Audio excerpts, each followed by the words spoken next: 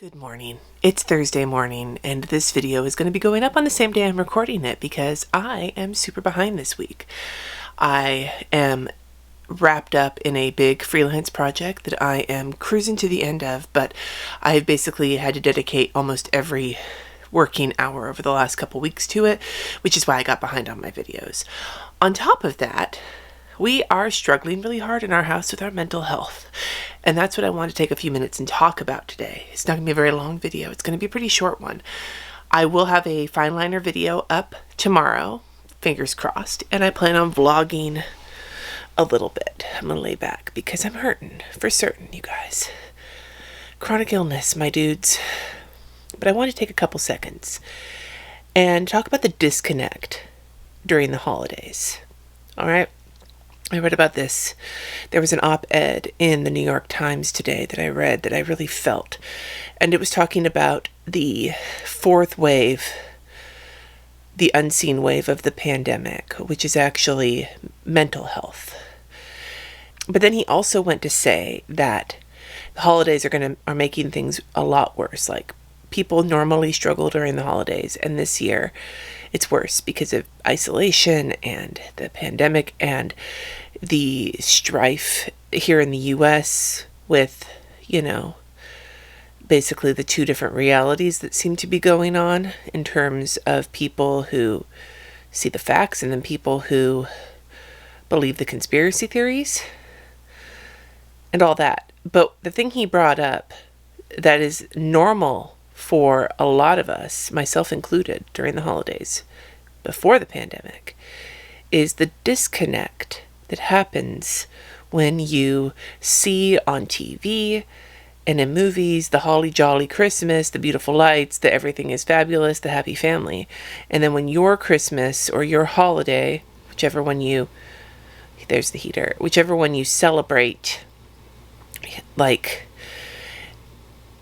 when your reality does not equal what you see all over Christmas movies and social media, it can just make you feel even worse.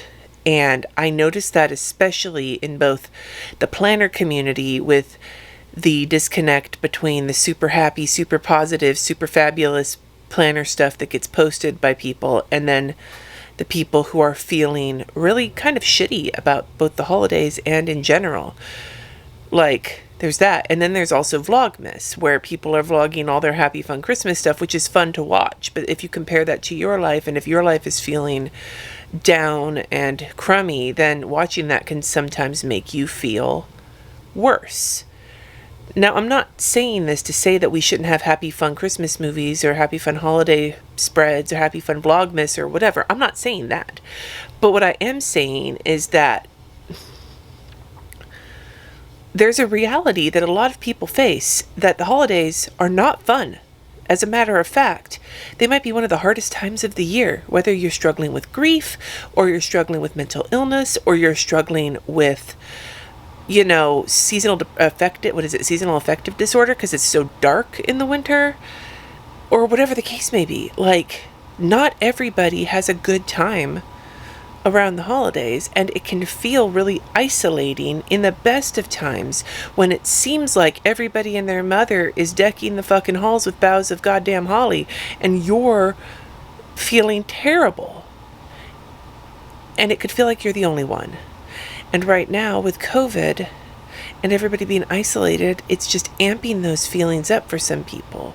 For me, they're absolutely amped up. I have never been somebody who celebrates the holiday magic. I am somebody who has struggled with the holidays since I lost my parents.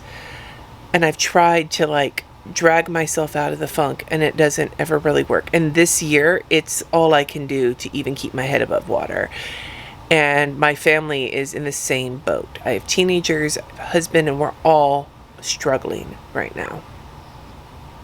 All of that to say that part of the reason I like doing my version of Vlogmas, which is not really vloggy, I do some vlogs, but not very many, is because I know that a lot of you resonate with my method of talking about things, with my kind of my attitude, my saltiness, my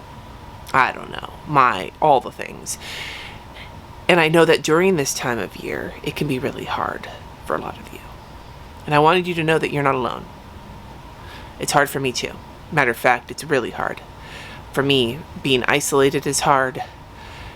Being just existing right now is hard.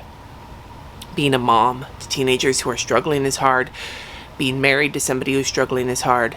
Being somebody in kidney failure is hard. My body is giving up on me, and it is the worst it's ever been right now during this holiday season. And I have no idea what it's going to look like. I don't know what our Christmas is going to look like, or whatever the case may be. I don't know. And I don't know when it's going to get better. Knowing that there's a vaccine is a good thing, but I also am fully aware that things are going to get worse before they get better.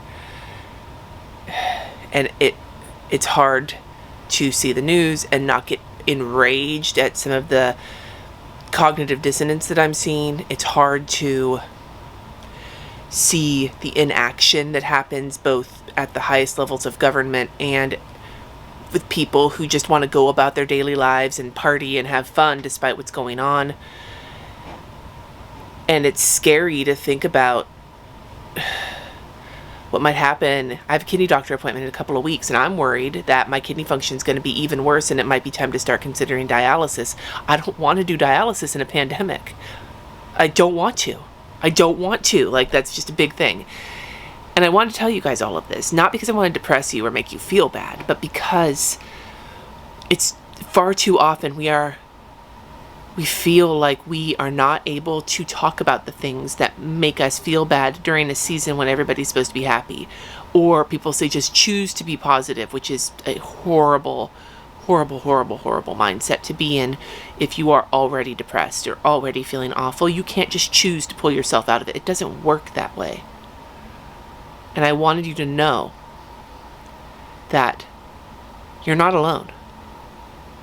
I don't have solutions for this. I don't have answers for this. But, I went on kind of a little tirade basically saying this very thing on Instagram yesterday. And I haven't even been able to get through all the responses yet because there are so many of them. But the overwhelming response that I got was, thank you for saying this. I feel the same way. And so I felt compelled this morning, especially since I didn't have a video to go because, I've been busy with other things.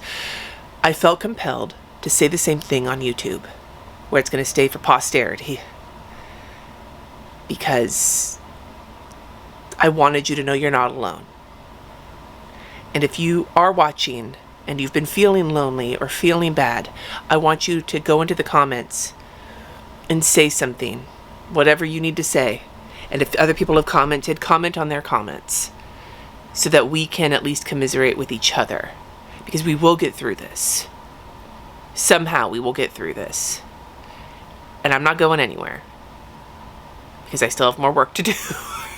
I'm not even going to edit this video except for maybe like one spot because I don't have time, for one, and for two, you guys need this. And I might even take the audio from this and make this my podcast next week. I don't even know.